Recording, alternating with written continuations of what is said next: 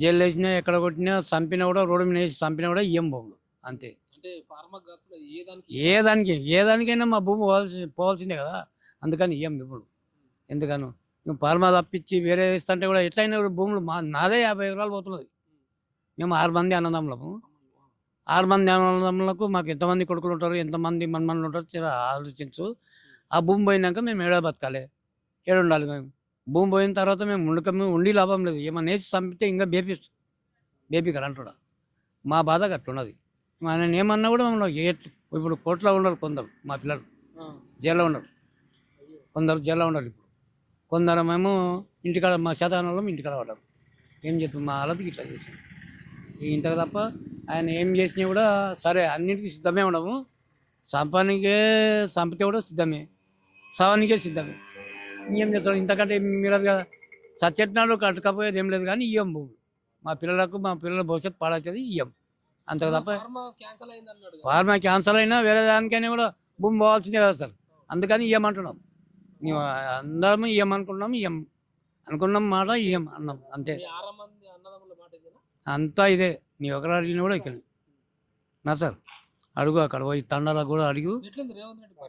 ఏం రేవంత్ రెడ్డి ఆరు హామీలు ఇస్తే 6 హామీల్లో ఒక బస్సు ఒకటి పిరిగి పెట్టిండు, లోకాన్ని పరిచయం చేసి కూర్చున్నాడు అంతే.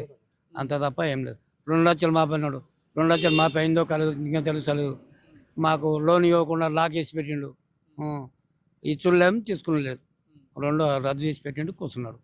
ఏం చేస్తాం, అన్ని లాక్ చేసిండు. రుణమాఫీ కాదే, అది కాలేదు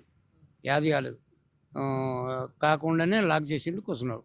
మాఫీ అయింది, కాకపోతే మళ్ళీ ఇచ్చకం లేకుండా లాక్ చేసిండు. ఏనికి లాక్ మా నంబర్ మీద లాక్ చేసినాక అది నెట్ చూపిస్తలేదు, ఇచ్చకం లేదు. బ్యాంకులు కూడా ఇయ్యమని అంటున్నారు. బ్యాంకులు ఇయ్యమంటారు సార్, ఇయ్యం మీకు భూమి పోతున్నది, అప్పు ఇయ్యం అంటున్నారు. ఇప్పుడు గట్టి కూర్చున్నారు గవర్నమెంట్, మీ భూములు ఇవ్వాలి తప్పదంటే అప్పుడు ఏం చేస్తారు? గట్టిగా కూర్చుంటే ఊకే చూసుకుంటా ఏం చేస్తాం. ఇప్పుడు మాకు ఊకే చూసుకొని ఇక్కడ దోడిస్తే పోతాం కదా, ఏమనేసి చంపితే చస్తాం కదా. మా పిల్లలతో సాట్ల అందరం చస్తాం. ఇంకేం, మేము 6 మంది మనందంలో ఉన్నాము, 6 మంది వస్తాం సాట్ల. మా ఉదాహరణ మా కోటు 6 మంది ఉన్నాం. 50 ఎకరాల భూమి, 50 ఎకరాల భూమి అయ్యేటప్పుడు ఏం చేస్తాం చెప్పు. ఏమనేసి చంపుతాడేమో, చంపుకో అట్ట కూడా దాన్ని కూడా సిద్ధమే. అంత తప్ప ఏం లేదు మాట్లాడేది. రేవంత్ రెడ్డి అడిగినా కదే చెప్తా నేను.